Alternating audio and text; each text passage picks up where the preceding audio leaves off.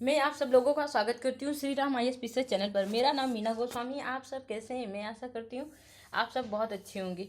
आप सबको राधे राधे, जय श्री कृष्णा। आज गई हम लोग का प्रैक्टिस सेट का तीसरा दिन है गई, तो आप लोग फिर से अपने प्रैक्टिस सेट में लग जाइए और अच्छे तरीके से अपना प्रैक्टिस सेट करिए। आप लोगों के कितने क्वेश्चन सही हो रहे हैं तो गाइज आप हमारे कमेंट बॉक्स में लिखिएगा, ठीक है।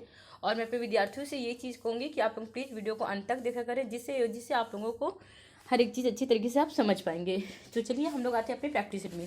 तो चलिए प्रैक्टिस सेट करने से पहले से आप इसे शेयर कर दीजिए, सब्सक्राइब करना मत भूलिएगा। उसके बगल में बेल आइकन की बटन है, आप उसे प्रेस करें जिससे आने वाली नोटिफिकेशन आप तक जा सके। अब आइए गाइज हम लोग आते हैं अपने प्रैक्टिस सेट में। कौन वर्ण घोष नहीं है? तो कल मैंने घोष की, औसा घोष की, अल्पप्राण की, महाप्राण की मैंने ट्रिक बताई थी कि इसमें कौन सी ट्रिक। देखिए मैं आपको फिर बता दे रही हूँ।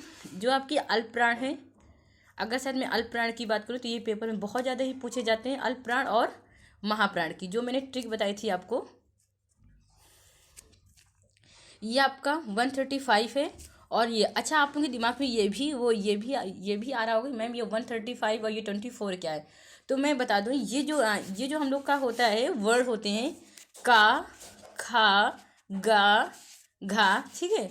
तो ये कहने किसी भी वर्ग के, जैसे आपका ये फर्स्ट सेकंड थर्ड, जैसे आप बोलते हो ना प्रथम द्वितीय तृतीय करके, ठीक है। तो मैं तुम्हें इन्हीं की बात करूँ, जैसे चा, छा, जा, झा हो गया, टा, ठा, तो ठीक है। तो मैं इनकी बात कर रही हूँ। अब देखिए यहाँ पास, अब जैसे घोष की मैंने बात की यहाँ पास, तो घोष का जो मैंने आपको ट्रिक बताई थी कि देखिए आघोष का जो होता है, आघोष, अपान घोष, इसे हम लोग साघोष भी बोलते हैं, साघोष भी बोलते हैं, ठीक है। तो आघोष की जो आपकी ट्रिक थी वो 12, मतलब आपका कौन कौन सा वर्ण होगा, जैसे का हो गया, खा हो गया, चा हो गया, छा हो गया, जैसे टा हो गया, ठा हो गया, ठीक है। और जो आपका साघोष होता है वो क्या होता है आपका 345 होता है। मतलब गा, गा हो गया आपका, ये घा हो गया, अंगा हो गया, ठीक है। फिर आपका क्या आता है, जा हो गया, झा हो गया और इया हो गया, फिर टा, ठा, ऐसे वो। फिर आपका आता है डा हो गया, ठीक है, डा हो गया आपका, ढा हो गया, आड़ा हो गया। तो ये आपकी 345 की मैं बात कर रही हूँ। जैसे आपका वो आपका तृतीय हो गया, देखिए वो तृतीय वर्ण, चतुर्वर्ण और पंचम वर्ण, ठीक है। और ये आपके आघोष में होता है प्रथम वर्ण और द्वितीय वर्ण, ठीक है। तो ये आप बताइए इसमें इसमें आपका कौन सा ऑप्शन सही होगा। तो इसमें इसमें जो आपका ऑप्शन सही होगा गाइस, वो आपका सही होगा बी ऑप्शन सही होगा। अब हम लोग आते हैं अपने दूसरे क्वेश्चन पर।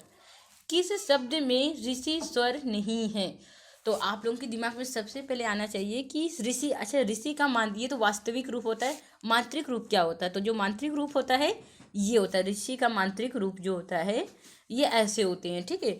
अगर शायद इसका हम वर्ण विच्छेद करते हैं, क्या करते हैं, वर्ण विच्छेद, संधि विच्छेद की मैं बात नहीं कर रही, मैं वर्ण विच्छेद की बात कर रही हूँ। अगर शायद हम इसको तोड़ते हैं, अगर हम इसको क्या करते हैं, तोड़ते हैं, तो देखिए आप लोग कैसे इसको तोड़ेंगे। जैसे का हो गया, धन ऋषि हो गई, ठीक है, ये आपका पा हो गया और आ हो गया, ठीक है। अब अगर ये शब्द को हम पूरा लिखते हैं तो आप कैसे लिखोगे, इसका मांत्रिक रूप क्या होता है, ऐसे होता है, ठीक है। ये मांत्रिक रूप होता है कृपा, ठीक है। इसी तरह अगर शायद हम इसको भी तोड़ते हैं, इसको भी तोड़ते हैं, अगर हम इसको तोड़ते हैं तो आप देखिए रिवाज में कैसे आप करोगे।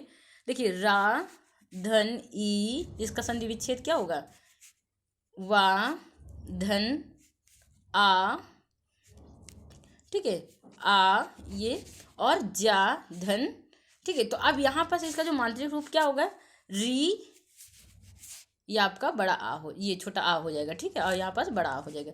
देखिए रिवाज, तो मतलब इसमें आपका वो नहीं है, तो इसमें ये आपका ऋषि स्वर नहीं है, तो रिवाज आपका ये, इसमें ऑप्शन कौन सही होगा आपका, इसका ऑप्शन आपका सही होगा डी ऑप्शन सही होगा, ठीक है।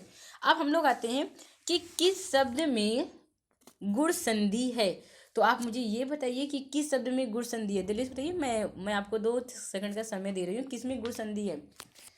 तो अगर से देखिए सबसे पहले आपके दिमाग में आना चाहिए कि संधि किससे कहते हैं। अगर संधि की बात की जाए तो संधि दो वर्णों के मेल से जो विकार उत्पन्न होता है उसे संधि कहते हैं। संधि कितने प्रकार की होती हैं, 3 प्रकार की होती हैं। एक तो आपकी होती है स्वर संधि हो जाती है, एक स्वर संधि के बाद आपकी आती है व्यंजन संधि होती है, व्यंजन के बाद आती है आपकी विसर्ग संधि होती है, ठीक है। विसर्ग संधि में आप देखिए स्वर संधि के 5 होते हैं, कितने रूप होते हैं, 5 होते हैं इसके। आपका एक होता है दीर्घ, गुण, वृद्धि और यड़ और अयादि होती है। ठीक है, तो अब यहाँ पास अब देखिए इसमें मतलब गुण संधि में कौन सी, अब गुण संधि की अगर शायद यहाँ पास बात की गई है तो गुण संधि का क्या होता है कि जब आ का मेल ई के साथ होता है, किसके साथ होता है गाइज, ई के साथ होता है। ठीक है, जो उसमें विकार उत्पन्न होता है वो किसका होता है, ए का होता है। जब आ का मेल ऊ के साथ होता है, किसके साथ होता है, ऊ के साथ होता है। जो उसमें विकार उत्पन्न होता है तो वो किसका होता है, ओ का होता है।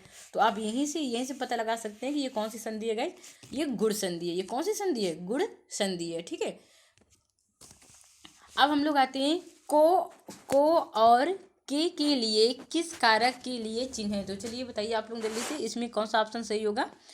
अब देखिए इसमें जो आपका ऑप्शन सही होगा, ये जो ऑप्शन इसमें सही होगा तो ये ए ऑप्शन सही होगा। कौन सा ऑप्शन सही होगा गाइज, ए ऑप्शन। क्यों, क्योंकि को और के लिए तो मैंने आपको बताया था, अगर जब मैंने आपको कारक पढ़ाया था, देखिए यहाँ पर जो दिया हुआ है कारक, जो दिया हुआ है यहाँ पर को और के की बात कर रहा है। तो देखिए जिसके लिए, कहने का मतलब ये चीज़ है कि जिसके लिए कुछ किया जाए या जिसको कुछ दिया जाए, जब ये बोध कराते हैं तो उसे हम क्या कहते हैं, सब प्रदान कारक कहते हैं। अब देखिए अगर कारक कितने होते हैं, कारक 8 होते हैं। कितने होते हैं कारक, 8 होते हैं। कौन कौन से होते हैं, देखिए आपका कर्ता ने, आप नोट डाउन करते चलिएगा। कर्ता ने कर्म को करण मतलब करण से सब प्रदान, देखिए सब प्रदान मतलब को या के लिए होता है। ठीक है, सब प्रदान के बाद आपका आता है अपादान, से अलग होता है। अपादान की बात कर रहा, अपादान, तो अपादान से क्या होता है, अपादान से होता है से, अपादान से मतलब अलगाव की बात कर रहा, अपादान से। ठीक है, संबंध क्या होता है इसका, अगर संबंध की बात किया जाए तो का, की, के, रा, री, रे। ओके, और अधिकरण की बात किया जाए, किसकी, अधिकरण की, तो में होता है या पै होता है या पर होता है। और संबोधन की, तो अगर संबोधन की बात किया जाए तो यहाँ पर क्या होगा, हे, हो, अरे और अजी। ठीक है, अजी। ठीक है, तो ये आपका हो गया कारक। अब देखिए वो 8 कारक होते हैं। अब देखिए यहाँ पर जो दिया हुआ है इसमें ऑप्शन आपका कौन सही होगा, ए ऑप्शन सही होगा। को और के लिए ये किस में होता है, सब प्रदान में होता है। ठीक है, और आपके करण में क्या होता है, तो करण में अभी भी बता के आएंगे, से होता है। अपादान से होता है तो से होता है, लेकिन यहाँ अलगाव की बात करता है, किसकी बात करता है, अलगाव की बात करता है। ठीक है, अब हम लोग आते हैं, अब संबोधन में क्या होता है, तो संबोधन में क्या होता है बताइए, संबोधन में क्या होता है, संबोधन में क्या, की, के। ठीक है, अब हम लोग आते हैं बाधा डालना मुहावरे का अर्थ है। अब ये बताइए मुझे, अब बाधा डालना मुहावरे का अर्थ है, इसमें कौन सा ऑप्शन सही होगा। बाधा डालना मतलब रुकावट, किसी चीज़ का रुकावट बनना, मतलब रोड़ा अटकाना या तो समस्या उत्पन्न करना। ठीक है, देखिए बाधा डालना मतलब रोड़ा बनना या तो समस्या को उत्पन्न करना। अब हम लोग आते हैं छठे क्वेश्चन पर। विपरीत अर्थ का बोध, देखिए विपरीत अर्थ का बोध कराने वाले शब्द को कहते हैं, जो शब्द विपरीत अर्थ का बोध कराते हैं उसे हम क्या कहते हैं। तो आप लोग मुझे बताइए, जो शब्द विपरीत अर्थ का बोध कराते हैं उसे हम क्या कहते हैं, वो होता है विलोम शब्द। वो गाइज क्या होता है, विलोम शब्द। क्या होते हैं, विलोम शब्द। तो इसमें जो आपका ऑप्शन सही होगा वो क्या होगा, विलोम शब्द। अब देखिए पर्यायवाची की अगर मैं बात करूं तो पर्यायवाची जिन शब्दों के अर्थ समानांतर होते हैं, मतलब समान होते हैं, जिन शब्दों का अर्थ क्या होते हैं, समान होते हैं, उन्हें हम क्या कहते हैं, पर्यायवाची कहते हैं। वो समानार्थक शब्द किसे कहते हैं, जब एक शब्द या एक से अधिक शब्द जैसे अधिक अर्थ का प्रदान करते हैं तो उसे हम क्या कहते हैं, अनेकार्थी शब्द कहते हैं। ठीक है, इसमें समान अर्थ का बोध होता है, इसमें एक या एक से अधिक शब्द के जब अर्थ होते हैं तो उसे हम क्या कहते हैं, समानार्थी अर्थ कहते हैं। अब यहाँ पर दिया हुआ है कि वर्ण शब्द का अर्थ नहीं होता है। 7वें क्वेश्चन में आपका दिया हुआ है कि वर्ण शब्द का अर्थ नहीं होता है। तो इसमें ऑप्शन बताइए, इसमें कौन सा ऑप्शन सही होगा गाइज, आप मेरे कमेंट बॉक्स में लिख के बताइए। और आप लोग प्लीज़ गाइज, अगर आपको ये वीडियो अच्छी लगी हो तो आप इसे शेयर करिएगा, सब्सक्राइब करिएगा, अपने दोस्तों तक भी शेयर करिएगा, जितने भी विद्यार्थी हैं और भी इसका लाभ ले सकें। तो इसमें गाइज कौन सा ऑप्शन सही होगा बताइए जल्दी से। इसमें जो ऑप्शन आपका सही वो होगा, तो इसमें बी ऑप्शन क्या है, गलत है। इसमें जो बी ऑप्शन है वो क्या है, गलत है। मतलब वर्ण शब्द का अर्थ नहीं होता है, आकाश नहीं होता है, आकाश नहीं होता। कहने का मतलब ये चीज़ है कि वो जो वर्ण शब्द का अर्थ होते हैं, ठीक है, जो वर्ण शब्द का अनेकार्थ शब्द होता है वो क्या होता है, आपका रंग होता है, जाति होती है, अक्षर होते हैं। ठीक है, ये होगा, जबकि आकाश वर्ण शब्द का अर्थ से क्या है, भिन्न है। ठीक है, अब हम लोग आते हैं 8वें क्वेश्चन पर। अवसर का लाभ उठाना के लिए उपयुक्त है, बताइए अवसर का लाभ उठाना। तो इसमें इसमें जो दिया हुआ है अवसर का लाभ उठाना, तो इसमें कौन सा ऑप्शन सही होगा। अब इसमें जो आपका ऑप्शन सही होगा गाइज कि मतलब अवसर का लाभ उठाना, कि बहती गंगा में हाथ धोना होगा, कि आकाश पाताल एक करना होगा, या फूला न समाना, या अंगारों पर पैर रखना। देखिए, बहती गंगा में हाथ धोना, अवसर का लाभ उठाना, मतलब कहीं पास बहती गंगा में क्या होता है, बहती गंगा में हाथ धोना। अब यहाँ पर दिया हुआ है कि अंगारों पर पैर रखना। देखिए, इसका जो मुहावरा होगा वो क्या होगा, कि जानबूझकर हानिकारक कार्य करना। अंगारों पर पैर रखना मतलब जानबूझकर क्या करना, जानबूझकर हानिकारक कार्य करना। अब यहाँ पास दो दिया, आकाश पाताल एक करना, मतलब सारा प्रयास कर डालना, सारा प्रयास कर डालना। अब फूला ना समाना, मतलब अत्यंत प्रसन्न होना, अत्यंत प्रसन्न होना। ठीक है, अब हम लोग आते हैं 9वें क्वेश्चन पर। अपना हाथ जगन्नाथ का अर्थ क्या है, बताइए अपना हाथ जगन्नाथ का अर्थ क्या है। तो इसमें कौन सा ऑप्शन सही होगा गाइस। अब जो इसमें जो आपका ऑप्शन सही होगा गाइस, इसमें आपका ऑप्शन सही होगा सी, अपने हाथ से काम करना ही उपयुक्त होता है। अपना हाथ जगन्नाथ का अर्थ क्या होता है, तो अपने हाथ से काम करना ही उपयुक्त होता है। अब हम लोग आते हैं 10वें क्वेश्चन पर। अधिसूचना का प्रकाशन कहाँ होता है, जो अधिसूचना का प्रकाशन कहाँ से होता है। तो आप मुझे ये बताइए इसमें कौन सा ऑप्शन सही होगा। इसमें जो आपका ऑप्शन सही होगा गजट से होता है। कहाँ से होता है गाइस, गजट से होता है। ठीक है, जो कोई भी सरकारी स्तर पर जो अधिसूचना का प्रकाशन होता है, तो अधिकतर भारतीय राजपत्रों या गजट के लिए होता है। आप लोग इसे नोट डाउन कर लीजिएगा, ये बहुत ही मोस्ट इंपॉर्टेंट क्वेश्चन है। ठीक है, अब हम लोग आते हैं अपने क्वेश्चन पर, 11वें क्वेश्चन पर। निवेदिता सूचना का उद्देश्य होता है। देखिए, निवेदिता सूचना का उद्देश्य होता है, तो इसमें कौन सा ऑप्शन आपका सही होगा।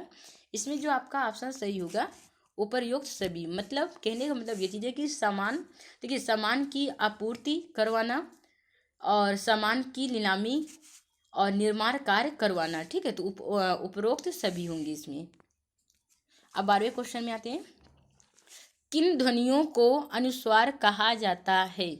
अब देखिए, किन ध्वनियों को अनुसार कहा जाता है, तो आप लोग एक चीज़ अपने दिमाग में रखिएगा, अनुसार जो होता है वो उसका जो उच्चारण होता है वो हमेशा नाक से होता है। कहाँ से होता है, नसिका से होता है। तो इसमें जो आपका ऑप्शन सही होगा ए ऑप्शन आपका सही होगा। ठीक है, तो आप लोग एक चीज़ याद रखिएगा, ये जो अनुसार का होता है ये हमेशा जो इसका उच्चारण होता है वो कहाँ से होता है, नाक से होता है। ठीक है, जो इनकी ध्वनियाँ होती हैं, जो मतलब स्वर के बाद आने वाली जो भी नसिकाएं ध्वनियाँ होती हैं वो नाक से होती हैं। मैं तुम सबको खूब समझाता हूँ, तुम सब एक जैसे।